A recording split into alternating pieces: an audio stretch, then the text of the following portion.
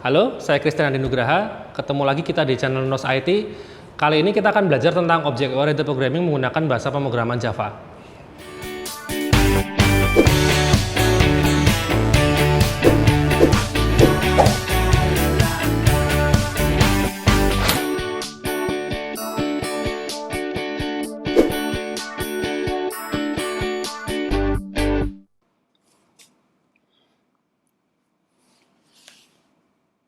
Oke, di video kali ini kita akan belajar tentang collection framework di bahasa pemrograman Java.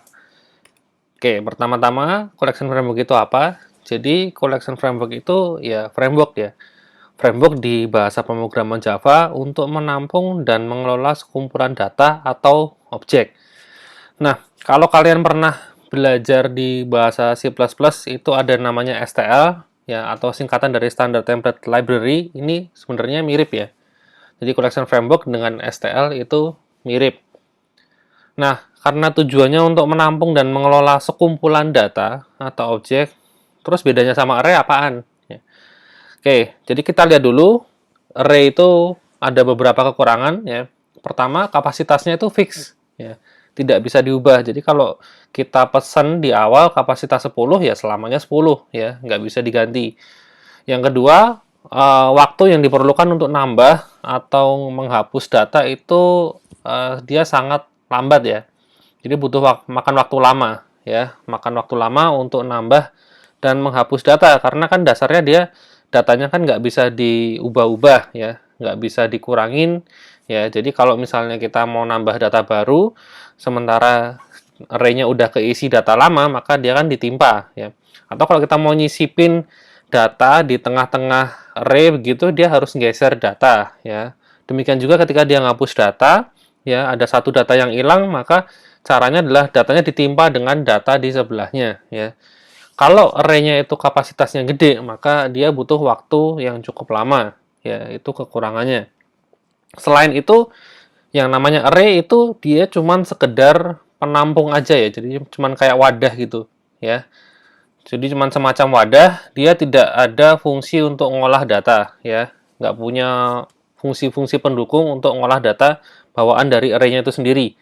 Ya memang ada kelas arrays ya, kelas arrays di Java, cuman fitur-fiturnya sangat terbatas ya, karena itu kan sebenarnya di luar dari array-nya ya. Jadi dia kelas support untuk array yang ada di luar array-nya. Tapi kalau dari array-nya sendiri dia nggak punya fungsi apapun ya. Contohnya misalnya kalau kita pengen punya apa namanya nyimpan data di array ya, kemudian data yang disimpan di array itu langsung bisa disorting otomatis ya, urut dari kecil ke besar misalnya. Nah itu nggak bisa di array ya, dia harus melibatkan fungsi-fungsi di luar ya, seperti itu. Nah, collection di sini tujuannya itu untuk menutupi kekurangan dari array ya. Jadi kan array dinilai banyak kekurangan, nah maka collection berusaha menutupi kekurangan-kekurangan itu ya. Seperti itu. Jadi tujuan dari collection framework adalah ya intinya adalah mempermudah proses pengolahan data ya. Nah, pengolahan data itu meliputi pertama menambah data ya. Yang kedua menghapus data, kemudian mengubah data, mencari data, mengurutkan data. Ya, ini fungsi-fungsi dasar dalam pengolahan data ya yang biasanya banyak dipakai. Jadi di collection framework itu fungsi-fungsi ini semua udah disiapin ya. Jadi kita tinggal pakai aja. Bayangin kalau misalnya programmer itu ya harus bikin semua fungsi itu dari nol. Ya, misalnya nih kita nggak punya fungsi buat ngurutin data atau sorting begitu ya. Maka kita harus bikin fungsi sorting, kita harus belajar algoritma sorting ya. Misalnya kita mau sorting pakai bubble sort katakanlah. Nah, kita sudah bikin, kita tes ya. Setengah mati, oh ternyata masih salah. Jadi kita harus perbaikin sedemikian rupa ya. Setelah jadi lancar, ternyata bubble sort dinilai kurang bagus ya, masih kurang efisien. Kita harus ganti lagi dan lain sebagainya. Itu kan sangat membuang waktu ya. Jadi kalau kita harus bikin semuanya dari nol itu sangat membuang waktu. Makanya di sini collection framework udah nyiapin semuanya ya, kita tinggal pakai aja. Dan yang udah disiapin di sana itu sudah pasti apa namanya menggunakan algoritma yang paling baik ya. Dengan demikian programmer itu diharapkan bisa fokus ke bagian yang lain ya, yang terkait dengan bisnis proses. Jadi nggak perlu musingin masalah ya tadi gimana caranya sorting, gimana caranya nyari data, nyimpen data dan lain sebagainya. Seperti itu. Oke, jadi berikutnya collection framework itu dia terdiri dari banyak turunan ya. Jadi collection framework itu kan bentuknya interface ya. Jadi ada interface namanya collection. Nah, dari sini dia diturunin ke banyak interface maupun kelas untuk implementasinya ya. Jadi dari interface collection sendiri dia punya 3 turunan. Yang pertama namanya set, yang kedua list, yang ketiga namanya queue ya. Jadi ada 3 turunan ya, bentuknya interface. Nah, karena ini bentuknya masih interface, maka belum bisa langsung dipakai. Ya, jadi dari set, list, dan queue itu akan diturunkan lagi ke dalam bentuk kelas yang bisa diimplementasikan. Kita mulai dari set dulu. Jadi kalau set itu dia diturunkan ke jadi hasset, ya, link hasset dan tree set. Ya. Kemudian untuk list sendiri dia array list, vector, dan link list. Link list sendiri turunan dari 2 interface ya. Dia multiple inheritance dari list dan queue. Ya. Kemudian queue punya satu turunan lagi namanya priority queue ya. Jadi ini turunan dari interface collection ya. Sebenarnya hierarkinya lebih luas daripada ini, cuman saya jelasin intinya aja. Jadi yang kita pakai itu adalah scope-nya segini ya. Nah, kemudian ada satu interface lagi yang dia termasuk dalam collection framework tapi dia bukan merupakan turunan dari interface collection ya, namanya map. Jadi map ini interface yang berdiri sendiri, ya. Dia bukan turunan dari interface collection, tapi dia termasuk dalam collection framework, ya. Map sendiri punya 3 turunan. Yang pertama hashmap, yang kedua link hashmap, yang ketiga tree map. Nah, karena map ini termasuk dalam salah satu collection framework, ya, maka saya bisa simpulkan bahwa yang namanya collection framework itu kurang lebih ada 4 jenis, ya. Jadi ada 4 jenis: set, list, queue, dan map ya. Masing-masing ini punya karakteristik sendiri-sendiri ya. Tujuan penggunaannya juga berbeda ya. Jadi kalau saya ringkas ya, set itu kurang lebih intinya dia adalah collection yang dipakai untuk nyimpen data unik ya. Data unik artinya nggak boleh duplikat, nggak boleh sama ya. Jadi benar-benar antara data satu dengan yang lain itu benar-benar harus beda ya. Kemudian list itu adalah collection yang dipakai untuk menyimpan data dengan urutan tertentu ya. Jadi kita memperhatikan masalah posisi ya. Seperti itu. Jadi nanti datanya itu bentuknya akan urut secara sekuensial ya. Ya mirip kayak array gitulah. Kemudian dari slot-slot yang ada ya, kita bisa isi tergantung kita maunya gimana ya. Itu list. Nah, kemudian kalau queue ya, queue itu sebenarnya juga secara sekuensial ya, cuman dia harus menggunakan prinsip first in first out ya, atau FIFO. Jadi ketika kita nambah data, itu nambah datanya harus di posisi belakang. Kemudian ketika kita ngambil data yang diambil harus di posisi yang paling depan. Ya mirip kayak antrian ya. Jadi kalau kita kayak ngantri di kasir atau ngantri di rumah sakit atau ngantri dimanapun, itu pakai prinsip FIFO ya. Nah, itulah queue. Kemudian yang terakhir map. Map itu collection yang nyimpen data pakai key ya. Key itu sebenarnya mirip kayak indeks ya. Cuman kalau indeks kan dia mulai dari angka 0, 1, 2 dan seterusnya. Sedangkan kalau key itu nanti dia bebas ya. Berikutnya kita bahas tentang interface collection. Jadi kan sebenarnya collection framework tadi mostly dia turunan dari interface collection ya, kecuali map. Nah, interface collection itu isinya apa sih? Nah, yang pertama, dari deklarasinya sendiri, yang namanya interface collection, dia itu harus nerima satu parameter berupa tipe data yang akan disimpan. Ya. Tipe datanya ini harus berupa objek ya. Jadi, kalau misalnya kita menyimpan integer, maka tulislah integer dengan versi objeknya. Ya, jadi misalnya pakai huruf gede ya, I-nya gede, terus kemudian ditulis utuh, integer begitu, bukan int. Ya, itu kalau misalnya kita mau nyimpen integer. Demikian juga dengan tipe data primitif yang lain ya, misalnya kayak double, char, itu pastikan tulisannya diawali dengan huruf kapital supaya yang dipakai nanti adalah tipe yang objek ya, bukan tipe yang primitif seperti itu.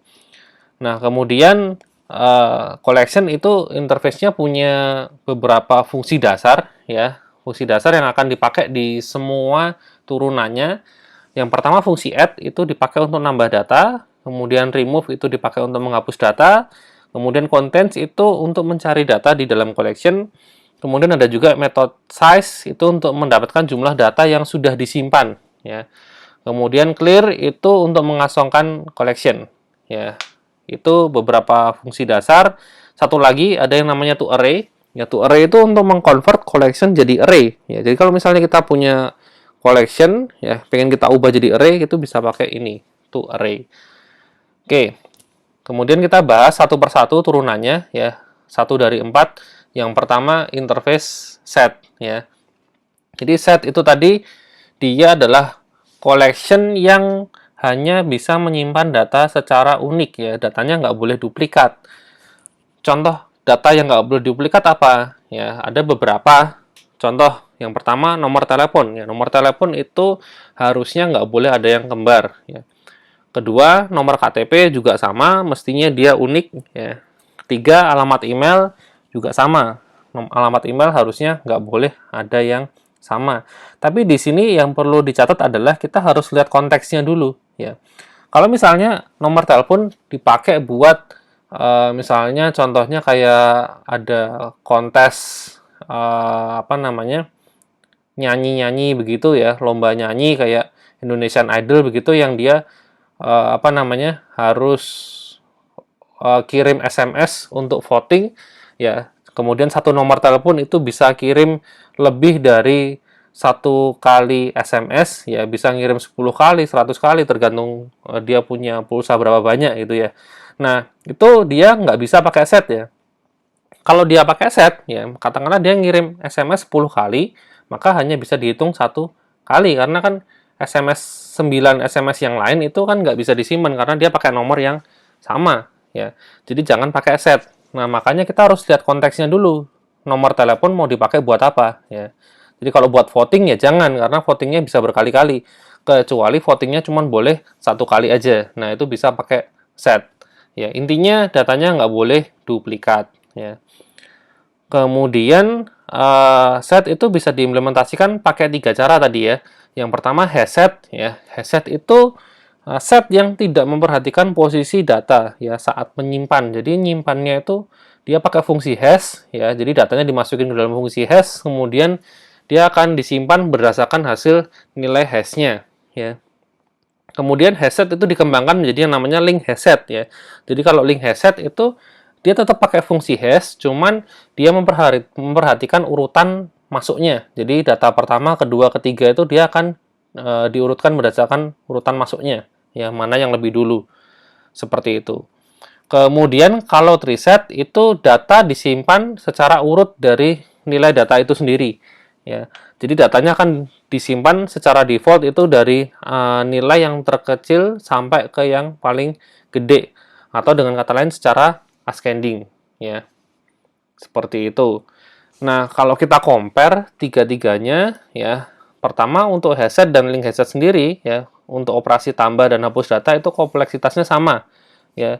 Jadi O1, ya, artinya kita kalau mau nambah atau ngapus data, berapapun jumlah datanya, dimanapun posisinya, itu kecepatannya sama aja, ya, seperti itu. Jadi kalau operasinya itu tambah dan hapus data, dia itu cukup efisien, ya, karena waktunya sama. Kemudian kalau kita bandingin, ya, hashset sama link hashset sendiri, itu sebenarnya hashset sedikit lebih baik, ya. Karena kan link hashset itu sebenarnya adalah hashset yang diimprove. Nah, karena dia diimprove, maka ada beberapa komponen tambahan yang mungkin cukup sedikit memberatkan, ya. Seperti itu. Jadi kalau misalnya kalian nggak butuh tahu mana data yang dimasukin duluan, ya pakai hashset aja karena memang performanya lebih bagus, ya. Tapi kalau kalian perlu memperhatikan urutan masuknya data, nah maka mau nggak mau pakai link hashset, ya. Kemudian kalau treeset sendiri itu untuk operasi tambah sama hapus data itu kompleksitasnya log n, ya. Seperti itu. Nah, kenapa hashset dan link hashset itu bisa cepat, ya, kompleksitasnya 1. Ya, kita lihat ilustrasi berikut. Jadi kalau misalnya di sini saya asumsikan ada slot memori, ya, kapasitasnya ada 10, ya, ada 10. Anggap aja nomornya 121 sampai 130, ya. Kemudian ada juga sebuah fungsi hash. Ya, fungsi hash itu fungsi yang dipakai untuk mengolah satu input jadi bentuk hash-nya ya. Bentuk hash itu bentuk acak begitu. Ya, ada algoritmanya seperti itu. Nah, katakanlah kasusnya di sini kita mau nyimpen data ke dalam set ya, khususnya di hash set tadi ya. Data yang mau kita simpan adalah string yang isinya hello ya. Langkah pertama, hello itu dimasukin ke dalam fungsi hash ya. Kemudian dari fungsi hash dia akan menghasilkan nilai 123 ya. 123 ini akan dipakai sebagai alamat di mana dia akan disimpan. Nah, maka hello itu akan ditempatkan di posisi 123 ya, seperti ini ya. Kemudian berikutnya kita simpan data yang lain, misalnya hi begitu. Hi akan dimasukkan ke dalam fungsi hash. Ya, ketemulah angka 121. Ya, 121 itu akan dimasukkan ke dalam posisi 121 ya, seperti ini. Kemudian kita simpan data satu lagi, hore misalnya. Hore dimasukkan ke dalam fungsi hash, ketemu angka 128 ya. 128 ya, dia akan ditaruh di situ ya. Seperti itu. Ini cara kerja dari hashset ya. Kalau kita perhatikan secara urutan, itu data urutannya adalah hi, halo, dan hore ya, kalau berdasarkan urutan dari nomornya. Karena hashset tadi, dia akan nyimpen data, dia tidak memperhatikan posisi. Yang penting sesuai dengan fungsi hash-nya. Nah, kalau dari link hashset sendiri, itu sebenarnya cara kerjanya mirip. Ya, hanya saja dia ditambahkan semacam pointer ya. Dari setiap data itu dia punya pointer untuk menunjuk ke data berikutnya. Ya, jadi misalnya di sini data pertama halo. Nah, dari halo dia ada pointer untuk tahu berikutnya datanya apa sih? Oh, ternyata datanya hi ya. Kemudian dari hi itu dia berikutnya ke data hore ya, seperti itu. Ya. Jadi dia adalah hashset yang saling terhubung ya. Ya kurang lebih mirip kayak link list ya, seperti itu. Nah, kalau tree-set sendiri itu emang agak beda ya. Dia misalnya kita masukin angka 10. Nah, angka 10 karena tree-nya masih kosong, maka dia akan jadi root-nya. Kemudian ketika kita masukin data berikutnya, angka 6. Nah, 6 akan kita compare dengan 10.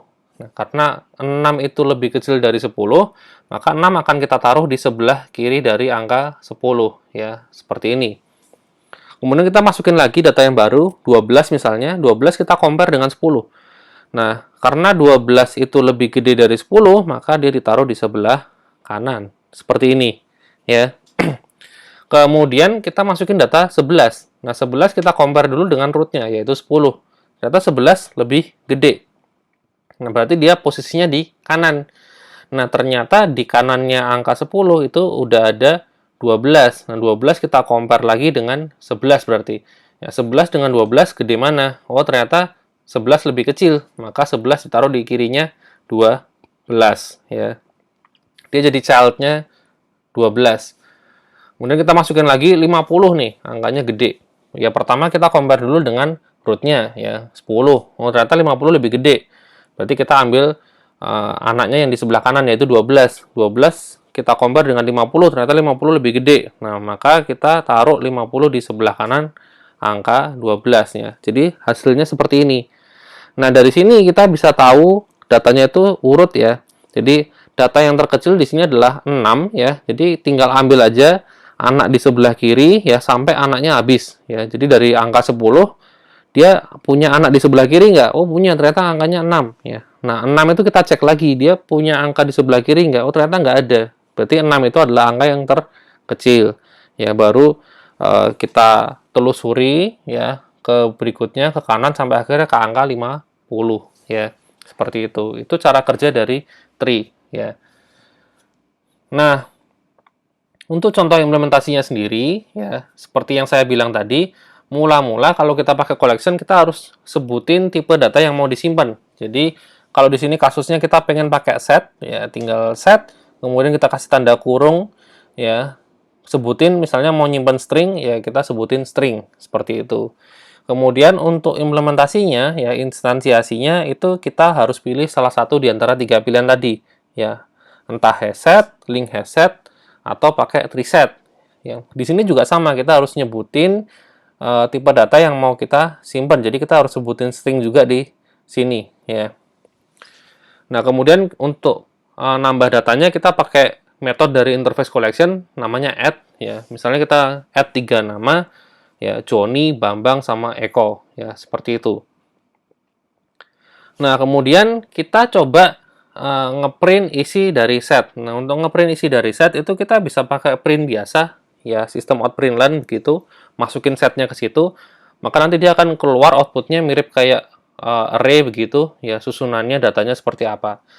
Nah, di sini karena kasusnya kita pakai hashset ya, di mana hashset itu nyimpen datanya itu pakai fungsi hash secara acak begitu ya. Jadi kita nggak bisa nebak ya keluarnya seperti apa. Ya benar-benar emang hanya Tuhan yang tahu outputnya seperti apa. Karena beda komputer itu bisa beda output meskipun yang dimasukin sama ya.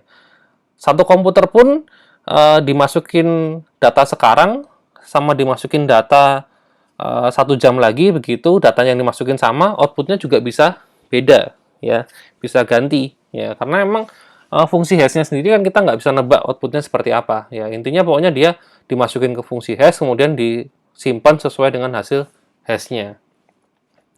Nah, lain kalau kita ganti ya, instansiasinya pakai link hashset. Nah, ini kita bisa nebak isinya. Nah, link hashset tadi itu dia sesuai dengan urutan inputan. Maka nanti outputnya Joni, Bambang, Eko ya, sesuai dengan kita inputinya gimana. Nah, kalau kita pakai yang preset ya, dia akan outputnya keluar sesuai dengan urutan alfabet. Karena yang kita masukin di sini kan string ya. String ya, kita di sini outputnya akan sesuai dengan urutan alfabet atau ASCII mungkin ya, karena kan string bisa juga diinputin selain alfabet ya, bisa angka atau bisa tanda baca ya, dan lain sebagainya.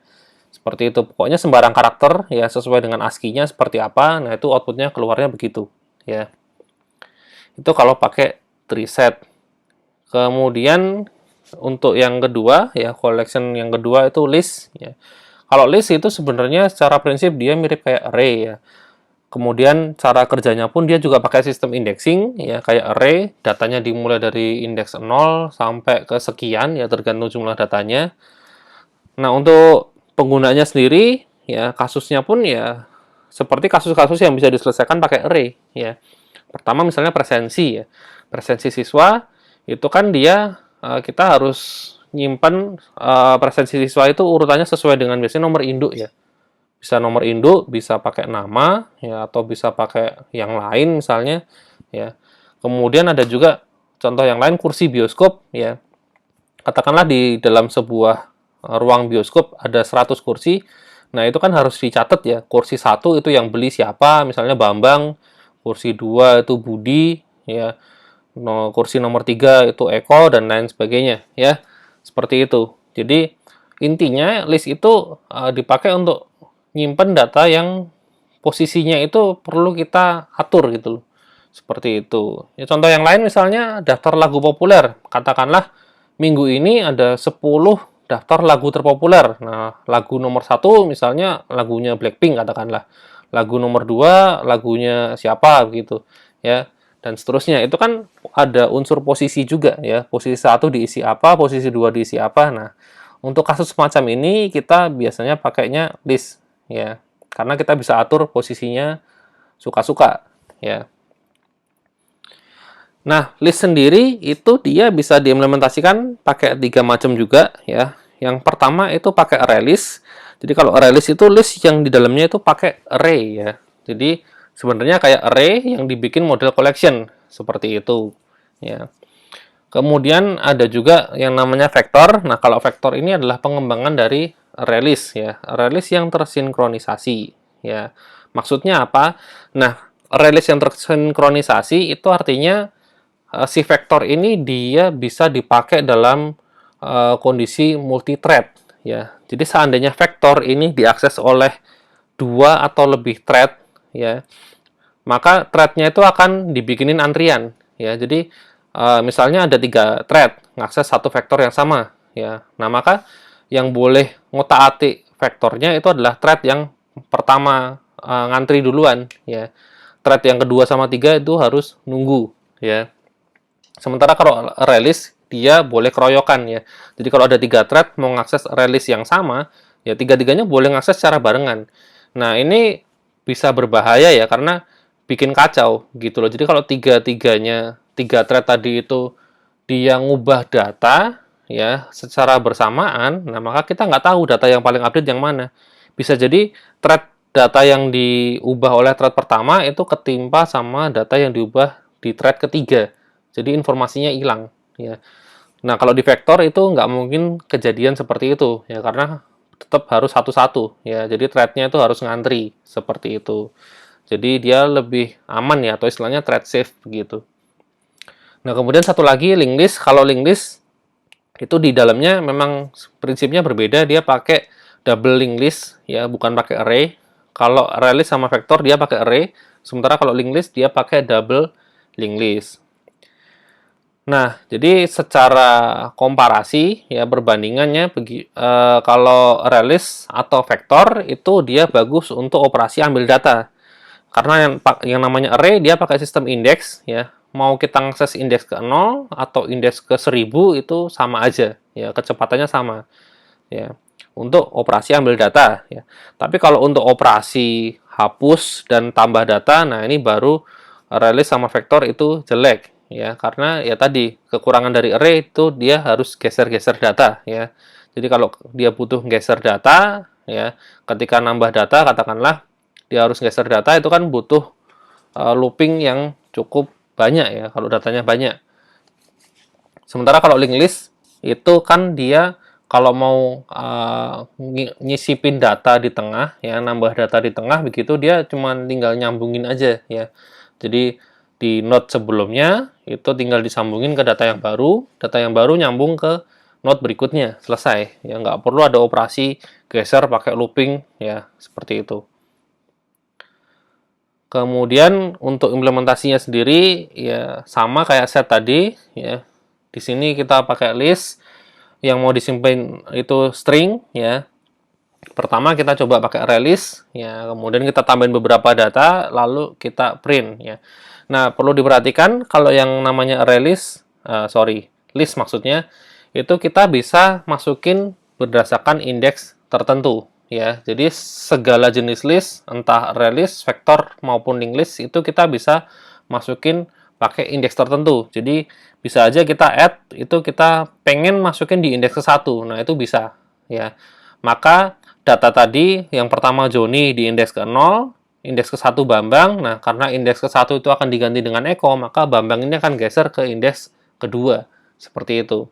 Ya, ini salah satu keunikan dari list ya. Dia bisa nyisipin data di indeks manapun yang kita mau. Ya, selama kapasitasnya itu masih mencakup indeksnya.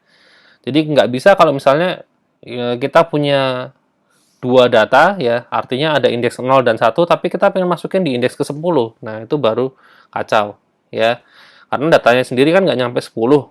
Mana mungkin kita bisa masukin di indeks ke-10.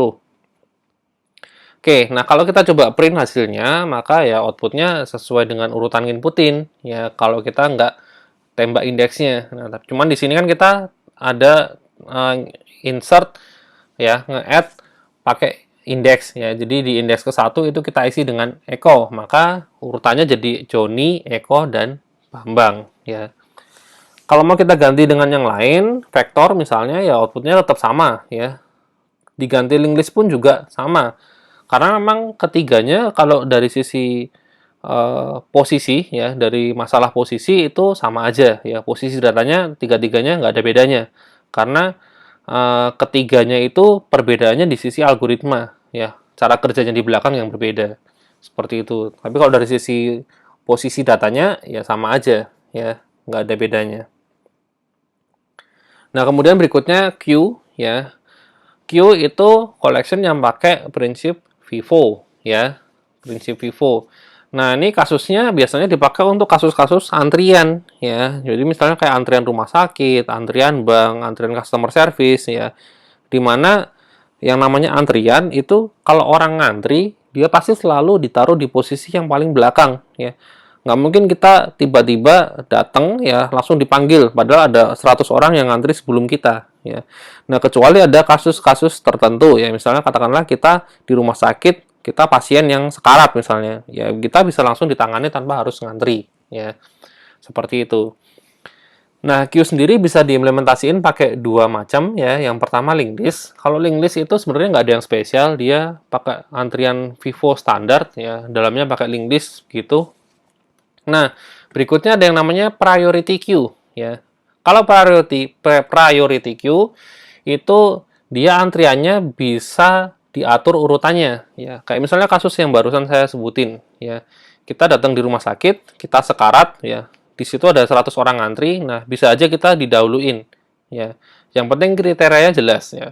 Jadi yang dimaksud sekarat itu seperti apa ya, kadar sekaratnya seberapa, apakah ini sudah parah, kalau parah dia langsung naik ke antrian nomor 1 misalnya seperti itu ya. Nah, untuk implementasinya sendiri kita butuh bantuan dari interface comparable ya. Untuk cara kerjanya sendiri nanti akan saya bahas di video yang lain ya. Intinya priority queue itu dia support untuk antrian yang butuh kriteria tertentu ya, seperti itu. Nah, kalau dari sisi performa ya dua-duanya sebenarnya nggak jauh beda ya. Ya bisa dianggap sama aja lah, seperti itu.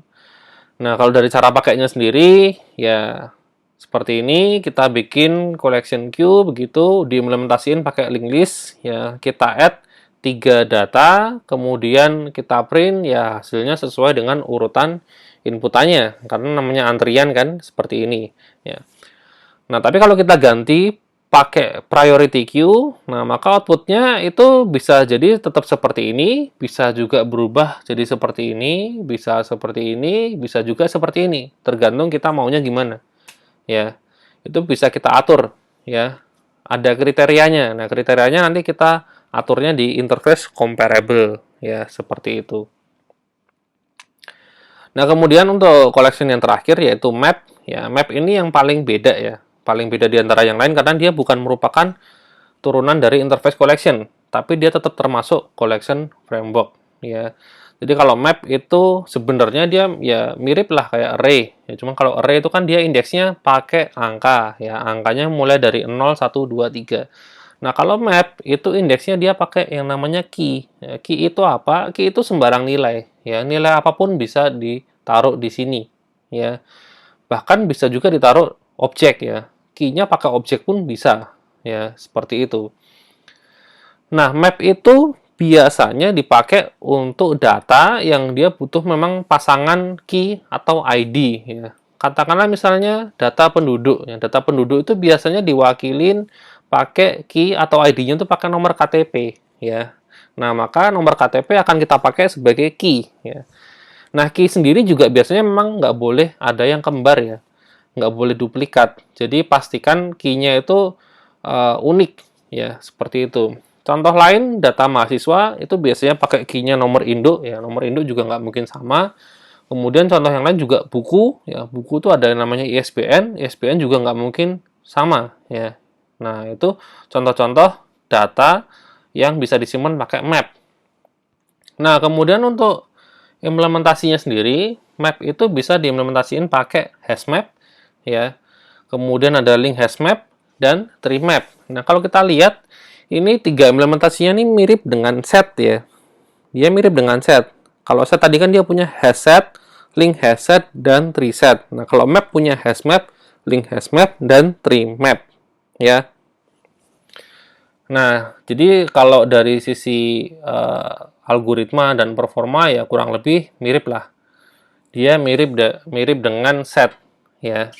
Jadi untuk operasi tambah dan hapus data, hashmap sama link hashmap itu sama kompleksitasnya yaitu 1.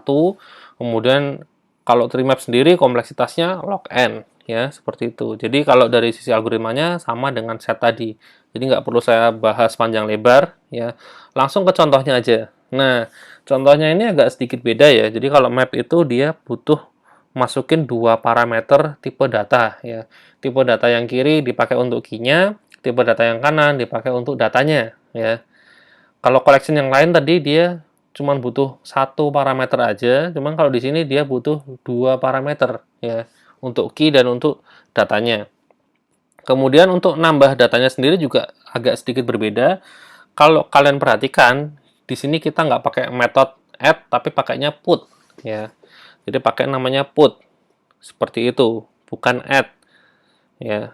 Kemudian di dalamnya sendiri pasti ada dua data yang harus dikirim ya. Yang pertama data untuk key-nya di sebelah kiri, kemudian data untuk nilainya di sebelah kanan ya, seperti itu.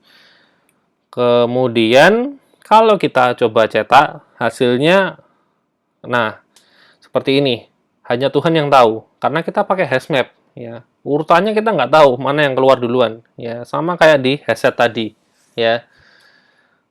Kalau kita ganti pakai link hashmap, nah ini baru kita bisa tebak urutannya sesuai dengan urutan waktu nginputin, ya seperti ini. Nah tampilannya mungkin agak sedikit beda dengan collection sebelumnya, karena di sini yang ditampilin dalam satu data itu ada dua nilai. Yang pertama nilai key-nya, yang kedua adalah nilai dari data yang disimpan, ya. Jadi nilai dari key-nya itu di sebelah kiri, ya. Kemudian ada pemisahnya pakai tanda sama dengan. Ya, kemudian di sebelah kanan ada nilai dari data yang disimpan, ya. Ini link hashmap, dia sesuai dengan urutan inputin. Kemudian kalau tree map itu biasanya dari angka yang terkecil ke terbesar, ya. Atau dari kalau alfabet berarti dari huruf yang paling kecil ke paling gede, ya. Dari A sampai Z. Tapi kalau di sini karena string, maka dia pakainya urutan ASCII, ya. Dari kode ASCII terkecil sampai kode ASCII yang paling gede, ya seperti itu. Nah kemudian kalau kalian perhatiin di interface collection tadi nggak ada metode untuk ngambil data, ya. Memang kalau di collection mau ngambil data itu disarankan pakai iterator, ya. Nah tapi iterator itu nanti kita bahas di video yang lain karena penjelasannya cukup panjang, ya. Jadi nggak saya gabungin di sini. Nah, alternatif lain itu kita bisa juga pakai method to array tadi, ya. Di interface collection kan dia punya method to array. Nah, to array ini dia akan convert collection-nya jadi bentuk array, ya. Itu bisa juga dipakai untuk mengakses data, ya. Atau alternatif yang lain itu beberapa collection dia punya metode khusus untuk ngambil data, ya. Hanya beberapa collection, ya. Nggak semuanya. Jadi yang punya metode untuk ngambil data itu hanya list, queue, dan map, ya. Untuk set dia nggak bisa ngambil data pakai fungsi bawaannya, ya. Oke, kita bahas collection yang bisa ngambil data. Yang pertama list, ya. Karena list itu pakainya sistem indexing, maka kita bisa ambil data dengan cara seperti ini, ya. Pakai metode namanya get. Ya, metode get ini hanya ada di list, ya. Get index ke sekian, ya. Misalnya seperti itu. Jadi kalau kita panggil indeks ke 0, berarti dia data di posisi pertama, ya. Prinsipnya persis kayak array, ya. Kemudian untuk queue, nah kalau queue itu hanya bisa ngambil data di posisi pertama aja, ya. Karena memang kayak antrian by default yang diambil pasti di posisi yang paling pertama gitu loh. Yang dipanggil duluan yang pertama, bukan yang di tengah atau di belakang, ya, seperti itu. Nah, ada dua cara untuk ngambil data di queue. Yang pertama pakai fungsi namanya elemen, ya. Yang kedua pakai fungsi namanya pick, ya. Itu kegunaannya sama, ya. Bedanya apa? Bedanya adalah kalau misalnya kita pakai elemen, ya, seandainya queue-nya masih kosong, dia akan balikin exception, ya. Kalau nggak di-handle, maka dia akan error, ya, keluar exception-nya. Sementara kalau pick, ya, seandainya queue-nya masih kosong, ya, dia nggak masalah, nggak akan ada error, ya, nggak akan ngelempar exception. Jadi, kalau pengen ada exception-nya, ya pakai elemen, tapi kalau nggak pengen, pakailah pick. Seperti itu. Kemudian untuk yang terakhir, yaitu map. Kalau map itu juga bisa pakai semacam indeks, ya, yang disebut dengan key, ya, sama metodenya. Dia pakai metode namanya get. Cuman yang dimasukin di sini adalah key-nya, ya. Contohnya di sini map.getBB. Maka kita akan cari di map itu data dengan key BB, ya. Ada apa enggak? Seperti itu, ya. Oke, sekian video kali ini. Kalau ada pertanyaan bisa langsung tulis di komentar, ya. Terima kasih.